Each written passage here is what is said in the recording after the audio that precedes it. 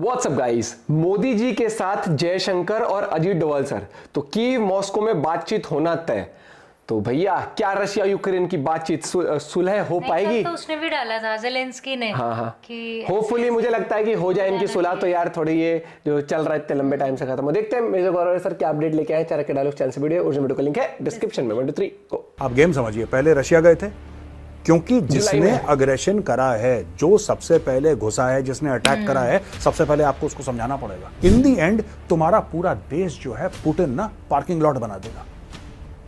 Vladimir Putin will turn Ukraine into a parking lot. और मुझे लगता है यही चीज डोभाल साहब उनको समझाएंगे कि देखो ये जो वेस्ट वाले हैं, चाहे अमेरिका चाहे नेटो, उन्होंने आपसे क्या बोला है मिस्टर जेलेंस्की, अगर पीस करना है आपको रूस को और यूक्रेन को साथ, यानी कि पुतिन और जेलेंस्की को एक साथ बैठा के और इनसे बोलना पड़ेगा भाई टेबल टॉक। और ये बात मैं बता रहा हूं सिर्फ भारत करवा सकता है, क्योंकि बाकी पूरी दुनिया बटी हुई है इसमें। फायदा देख रहे हो अपना फायदा।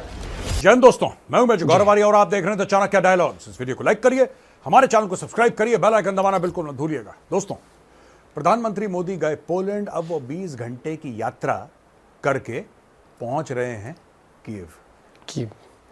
दोस्तों, कल मैंने बताया था कि प्रधानमंत्री मोदी ट्रेन से निकले हैं पोलैंड से और डायरेक्टली कीव जाएंगे, राइट। अब जब मैं रिकॉर्ड कर रहा हूं, कुछ ही घंटे के अंदर हो सकता है प्रधानमंत्री मोदी कीव पहुंच जाएं। दोस्तों, 2-3 बातें हैं इस पूरे मैटर में। मुझे ऐसा लगा था कि प्रधानमंत्री मोदी अकेले जा रहे होंगे, अकेले इन द सेंस कि he is going, and obviously उनके साथ 100-200 लोग जो जाते हैं प्रधानमंत्री के साथ वो भी होंगे। और डॉक्टर जयशंकर का जाना तो लाजमी है, वो तो जाते ही हैं प्रधानमंत्री मोदी के साथ। लेकिन अब ये पता लग रहा है कि अजीत डोभाल साहब भी उनके साथ हैं।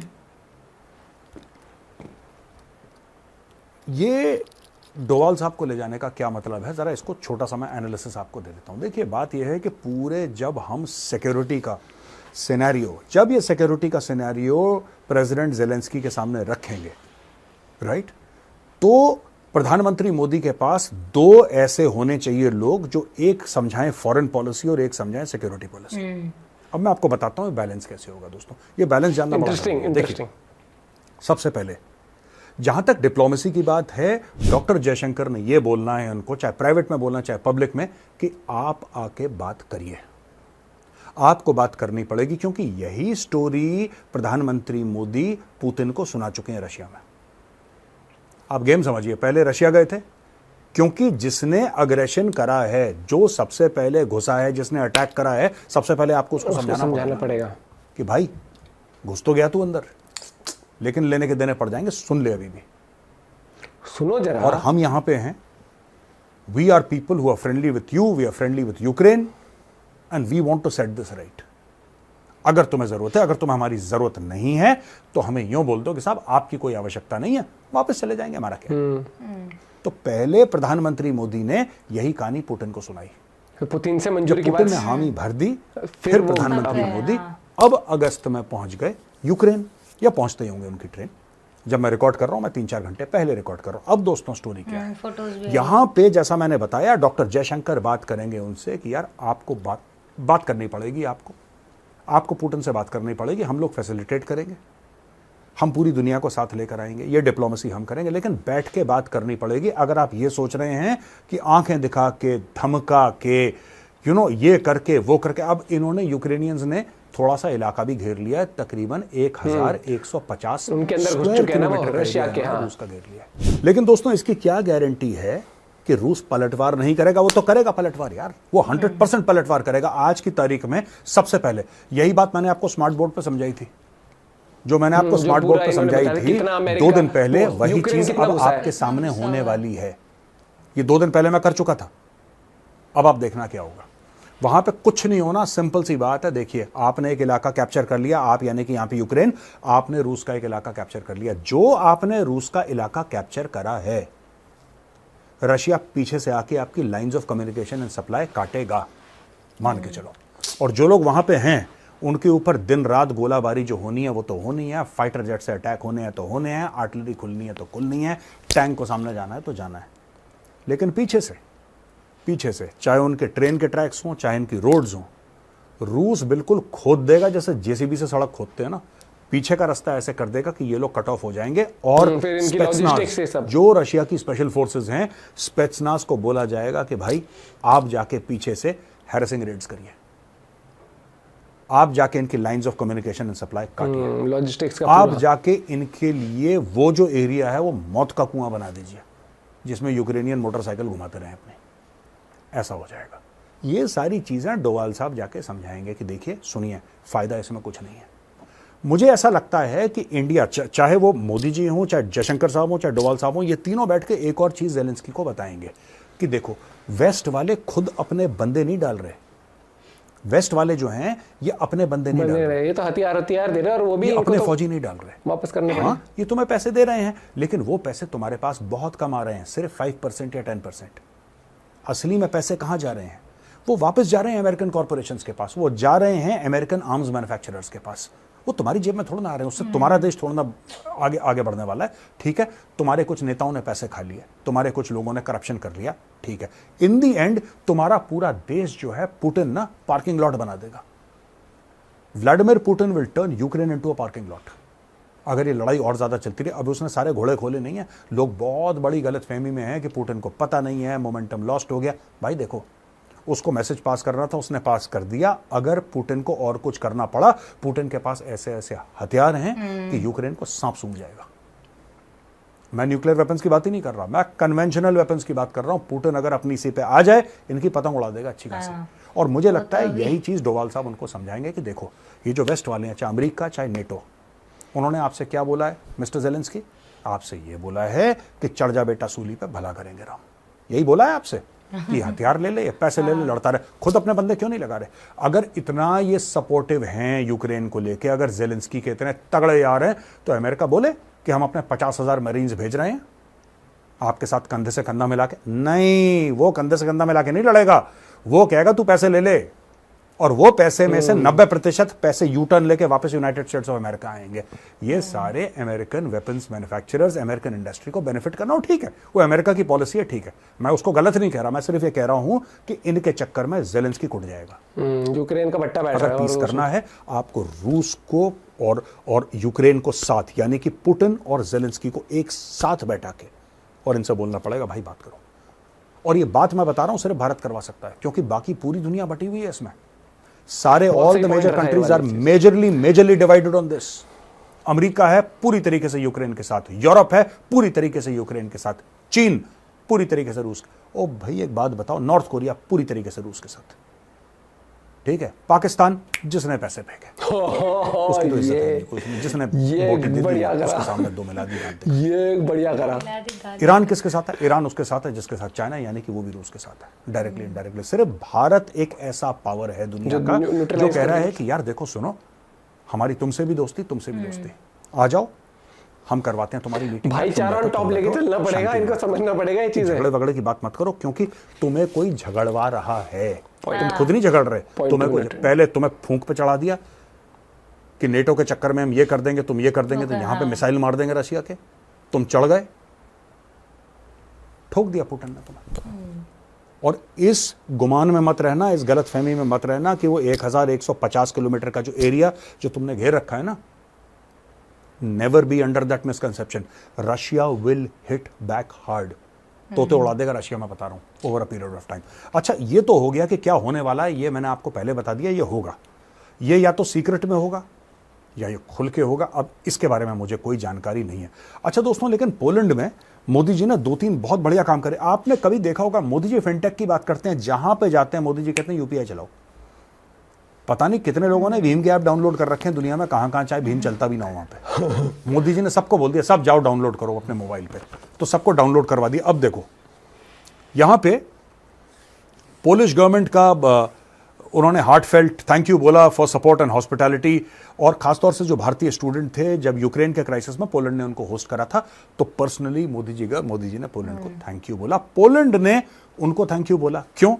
क्योंकि पोलैंड ने यह बताया कि साहब जब सेकेंड वर्ल्ड वॉर में पोलैंड के जो औरतें थीं, बच्चे थे, जब उनके ऊपर नाज़ी जर्मनी का कहर था, तब जाम साहेब ऑफ नवानगर, वॉर्सो में उनका बहुत बड़ा मेमोरियल है, उन्होंने इनको पनाह दी थी। और पोलैंड में आज भी जाम साहब ऑफ नवानगर को बहुत अच्छा मानते हैं, बहुत उनकी मतलब जो पोलिश पीपल के जो लोगों के दिल में उनके लिए बहुत जगह है, क्योंकि वो कहते हैं कि इस आदमी ने, ये इस इंडिया के राजा ने हमारी तब मदद करी थी जब पूरी दुनिया ने मुंह फेर लिया था, तब इस इंडिया के राजा ने हमें पाल पोस के अपने बच्चे की तरह रखा था। बहुत मानते हैं, उनका स्टैचू वैचू बना के बहुत उनके बारे में वो लोग बात करते हैं। ये नहीं पता था अच्छा जी, यहां पे मोदी जी ने वहां पे इंडियन डायस्पोरा को एड्रेस करते हुए, देखिए मोदी जी के बारे में एक बात माननी पड़ेगी दोस्तों, उनकी स्क्रिप्ट रहती है और स्क्रिप्ट के हिसाब से उनको पता है कि मुझे वहां पे जाके क्या बात करनी है और उससे भारत को क्या फायदा होगा। उनके दिमाग में स्क्रिप्ट एकदम क्लियर है और स्क्रिप्ट से टस से मस नहीं होते मोदी जी। ये देखिए, डिजिटल ट्रांजैक्शन की बात करी, बोला कि हर रोज भारत में इतने डिजिटल ट्रांजैक्शन अकेले भारत में होते हैं कि पूरी यूरोप की इतनी पॉपुलेशन नहीं है जितना एक दिन में इंडिया में डिजिटल ट्रांजैक्शन होते हैं। बहुत वहां पे यूनियन मिनिस्टर अश्विनी वैष्णव ने हाईलाइट करा इंडिया का डिजिटल पब्लिक इंफ्रास्ट्रक्चर, और एक्स पे यानी कि ट्विटर पे उन्होंने पोस्ट करा 448 million population of European union, 460 million daily UPI transaction. हाँ, ये जो उन्होंने बोला था वहां पे इंडिया में, अश्विनी वैष्णव जी जो कि मंत्री हैं, उन्होंने ट्वीट कर दिया। ट्वीट में उन्होंने सिंपल सी बात ये बोली है कि भैया देखो, population of European union, complete European union जिसमें कितने देश हैं, 22 जितनी पॉपुलेशन उससे ज्यादा तो सारे की सारी की पॉपुलेशन है 448 मिलियन। ठीक है जी, 448 मिलियन उनकी पॉपुलेशन है। और भारत में अकेले एक दिन में 466 मिलियन यूपीआई के ट्रांजैक्शन हो गए। यानी कि पॉपुलेशन उनकी 44 करोड़ मोटा मोटी, और यहां पे 46 करोड़ मोटा। यह बात है।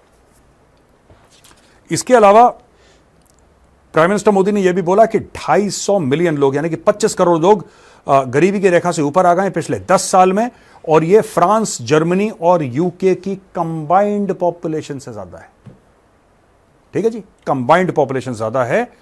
उन्होंने और भी बात करी, ट्रेड के बारे में बात करी और बोला कि बायलैटरल ट्रेड जो 1.95 बिलियन थी, अब ये 5.72 बिलियन हो गई है। और सोशल सिक्योरिटी अग्रीमेंट बहुत इंपॉर्टेंट है। देखिए, सोशल सिक्योरिटी, ये innovation and youth are going to give energy to development both the countries. और मैं एक बहुत बड़ी खबर लेकर आया हूं, मोदी जी ने बोला है कि both India and Poland have agreed on a social security agreement which is going to benefit all the friends like you. Social security agreement क्या है दोस्तों, ये जानना बहुत जरूरी है। सोशल सिक्योरिटी एग्रीमेंट एक एग्रीमेंट है दोनों देशों के बीच में, जो कि वर्कर्स जो बॉर्डर्स क्रॉस करते हैं, कहीं जाते हैं, उनके लिए। और 20 और कंट्रीज हैं, मैं झट से इनका नाम पढ़ के आपको बताता हूं। यही एग्रीमेंट जो दोस्तों पोलैंड के साथ साइन करी है प्रधानमंत्री मोदी ने, यही उन्होंने साइन करी ऑस्ट्रिया के साथ, ऑस्ट्रेलिया के साथ, ब्राजील, बेल्जियम, कनाडा, चेक Republic, Denmark, Finland, France, Germany, Hungary, Japan, Korea, Luxembourg, Netherlands, Norway, Portugal, Quebec, Sweden और स्विट्जरलैंड के साथ। तो निहायती कामयाब विजिट प्रधानमंत्री मोदी का।